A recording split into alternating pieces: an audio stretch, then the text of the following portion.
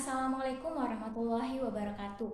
Perkenalkan, nama saya Friska Jenoresa dengan NIM 1801010436 dari kampus IAIN Kendari, Prodi Pendidikan Guru Madrasah Ibtidaiyah 2018 kelas A. Baik, di kesempatan kali ini saya akan menjelaskan 3 poin. Yang pertama, langkah-langkah penyusunan RPP versi yang berlembar-lembar dan versi yang satu lembar.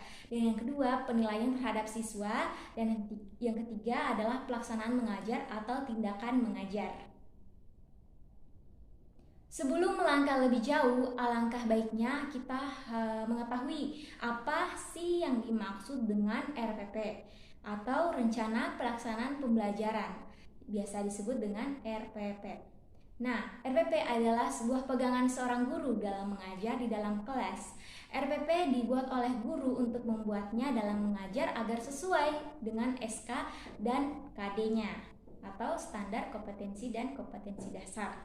Langkah-langkah penyusunan RPP atau Rencana Pelaksanaan Pembelajaran, di sini ada beberapa yang perlu diperhatikan dari Perkemendikbud Republik Indonesia nomor 81A tahun 2013 tentang pedoman umum pembelajaran yang meliputi yang pertama mengkaji silabus, yang kedua mengidentifikasi materi pembelajaran, dan yang ketiga menentukan tujuan, yang keempat mengembangkan kegiatan pembelajaran, dan yang kelima penjabaran jenis penilaian, dan yang keenam menentukan alokasi waktu, yang ketujuh menentukan sumber belajar.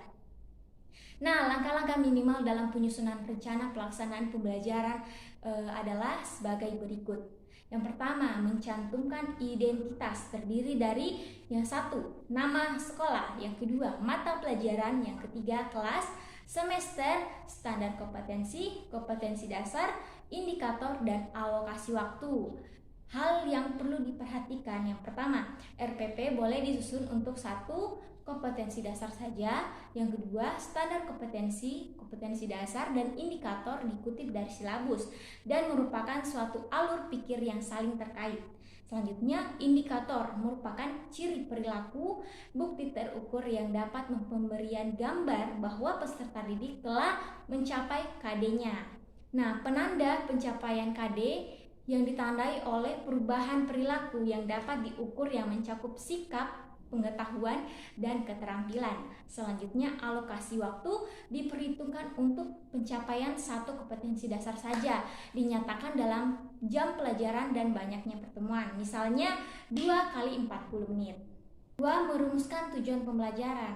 Output hasil langsung dari satu paket kegiatan pembelajaran. Bila pembelajaran dilakukan lebih dari satu pertemuan, ada baiknya tujuan pembelajaran juga dibedakan menurut waktu pertemuan sehingga tiap pertemuan dapat memberikan hasil.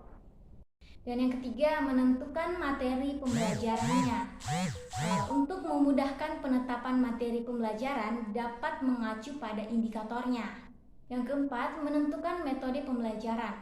Metode dapat diartikan sebagai model atau suatu pendekatan pembelajaran bergantung pada karakteristik pendekatan dan atau strategi yang dipilih. Misalnya pendekatan saintifik dan atau contoh metode yang ceramah dan lain sebagainya. Dan yang kelima, menetapkan kegiatan pembelajaran. Untuk mencapai suatu kompetensi dasar, langkah-langkah minimal yang harus dipenuhi adalah sebagai berikut. Nah, yang pertama, kegiatan pendahuluan atau kegiatan pembuka.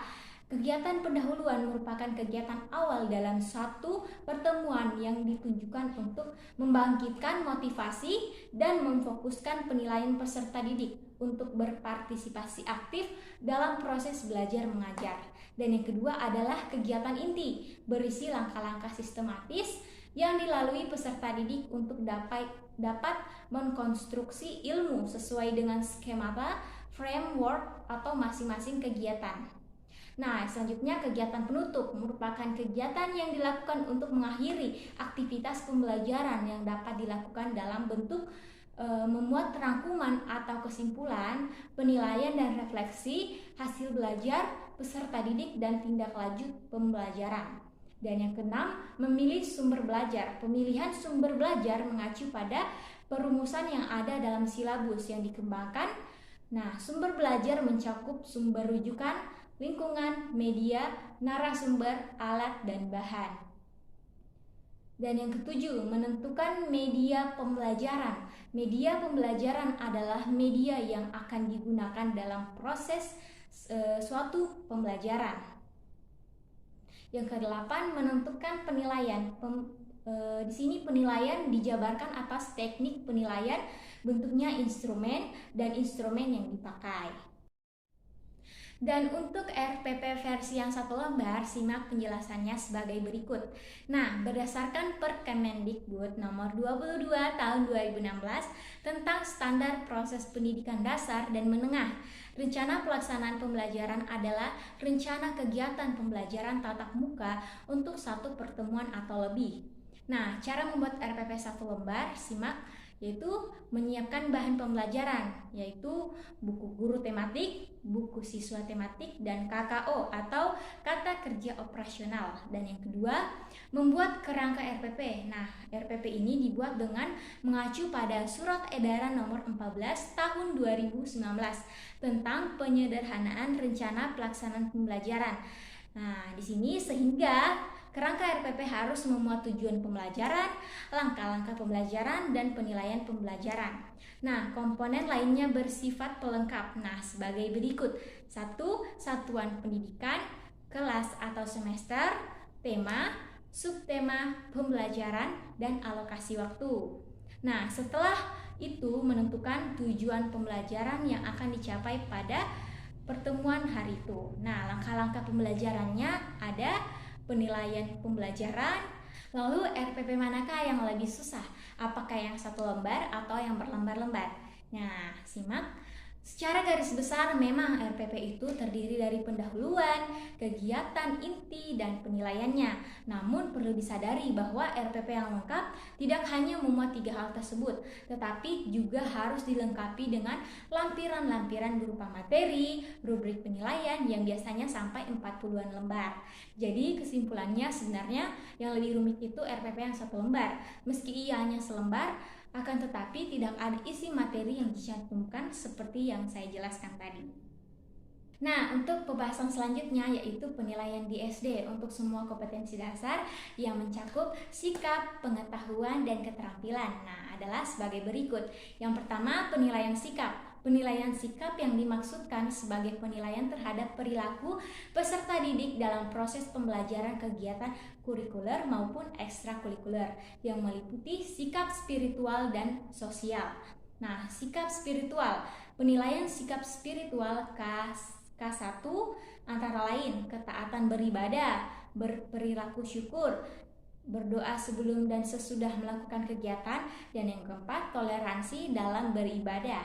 Yang B, sikap sosial. Penilaian sikap sosial KI2 meliputi jujur, disiplin, tanggung jawab, santun, peduli, percaya diri. C, teknik penilaian sikap. Penilaian sikap di sekolah dasar dilakukan oleh guru, misalnya oleh mata pelajaran agama atau pendidikan jasmani olahraga.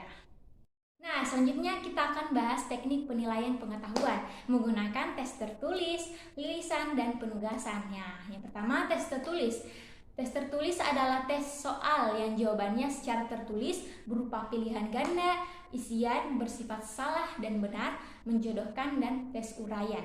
Yang kedua, tes lisan. Tes lisan berupa pertanyaan-pertanyaan, perintah, kuis yang diberikan pendidik secara lisan dan peserta didik merespon pertanyaan tersebut secara lisan. Yang ketiga, penugasan. Penugasan adalah pemberian tugas kepada siswa untuk mengukur dan atau memfasilitasi siswa memperoleh atau meningkatkan pengetahuan. Bismillahirrahmanirrahim. Assalamualaikum warahmatullahi wabarakatuh. Bagaimana kabarnya hari ini?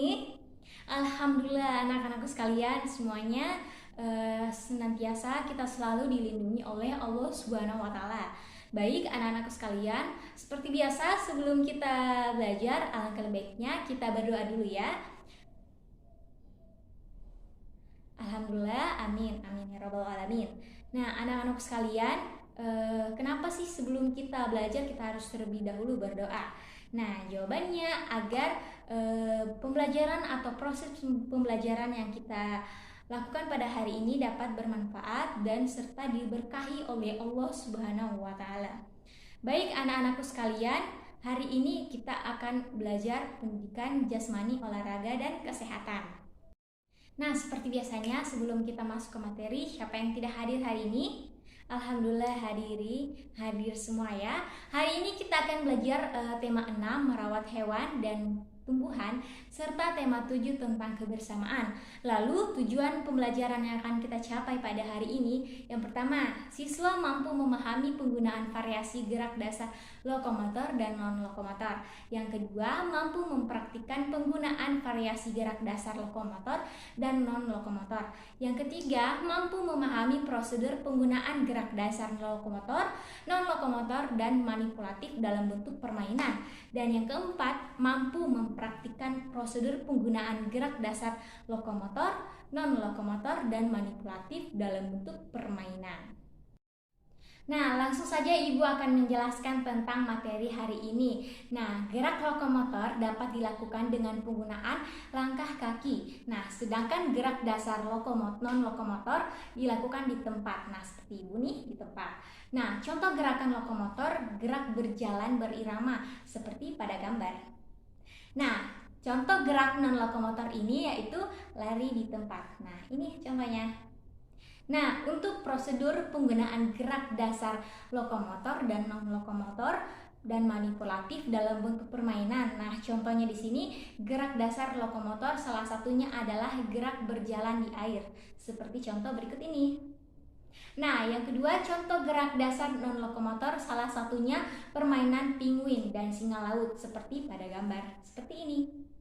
Nah, sedangkan untuk contoh gerak dasar manipulatif adalah permainan pushball. Nah, seperti pada gambar yang Ibu tampilkan.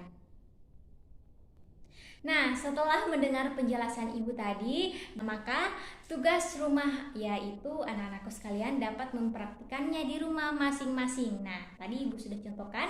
Nah, mungkin itu saja yang Ibu bisa dapat sampaikan. Untuk pertemuan selanjutnya kita akan membahas di tema 8 yaitu keselamatan di rumah dan perjalanan. Jangan lupa belajar di rumah anak-anak sekalian. Sebelum kita tutup pembelajaran hari ini, mari kita berdoa bersama. Amin. Alhamdulillah anak-anak sekalian, mungkin Ibu cukupkan pembelajaran hari ini. Ibu ucapkan terima kasih banyak. Wabillahi taufiq wal hidayah. Wassalamualaikum warahmatullahi wabarakatuh.